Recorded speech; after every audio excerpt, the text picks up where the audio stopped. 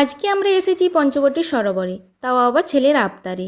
ছেলের খুব বায়না হয়েছে আমি বোটিংয়ে চাপবো। এর আগের বারে এসেছিলাম, মানে পুজোর বাজার করার সময় তখন এসেছিলাম।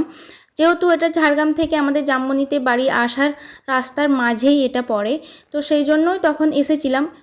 সন্ধে হয়ে গেছিলো, তো একটু এসে চলে গেছিলাম বাড়ি। তো তখন খুব ইচ্ছে ছিল ওর বোটিং করার, তখন ওর বাবা ওকে না বলেছিল, কারণ তখন অন্ধকার হয়েছিল। সেই জন্যই ওর বাবা না বললো যে এখন বোটিং করতে হবে না, অন্য আরেকদিন আসবো, তো সেই দিন তোকে বোটিংয়ে চাপিয়ে দেবো। তো সেই জন্যই আজকে বিকেল বিকেল চলে এসেছি ছেলেকে বোটিংয়ে বসানোর জন্য। তো ছেলের সাথে সাথে কিন্তু আমারও এই প্রথম এই বোটিংয়ে বসা হবে, ছেলের জন্যই আবার বিশেষ করে। তো বসার আগে সবাই মিলে আগে লাইফ জ্যাকেট পরে নিলাম, কারণ লাইফ জ্যাকেট ছাড়া এখানে বোটিং করতে দেবে না।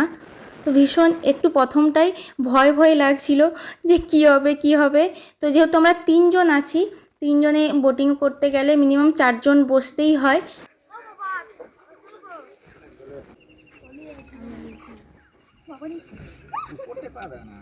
ধরেছিলাম না, অসুবিধা নেই, কিছু যাবে না, করতে হবে না। না তুমি এদিকে যাও, এদিকে তো বসে পেটেল করতে হবে। হ্যাঁ তুমি এই নিচুতে বসে আসো, চলে আসো।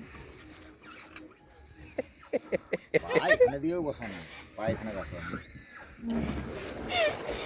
দারুণ মজা লাগছে, কিন্তু বিশেষ করে ওমের খুব আনন্দ হচ্ছে। এটা পরে একটু অড লাগছে যেন, কিন্তু এটা না পড়লে এখানে এই বোটিং করতে দেবে না। দারুণ মজা লাগছে, একটু মাঝে চলে এসেছি। ওইদিকে নিয়ে চল। আমরা তো প্রায় 20 মিনিট মতন বোটিংয়ে ঘুরেছি। তো তারপরে যদিও আরেকটু ঘোরা হতো, অনেক লোকজন দাঁড়িয়েছিল। তো আমরাই বলতে গেলে সবার প্রথমে বোটিংয়ে নেমেছিলাম, তখন খুব একটা সেরকম লোকজন হয়নি।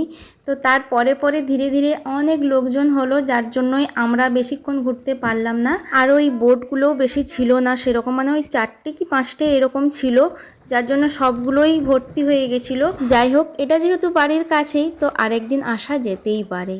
আজকের মতো টাটা, দেখা হচ্ছে আবার অন্য একটি নতুন ভিডিওর সাথে।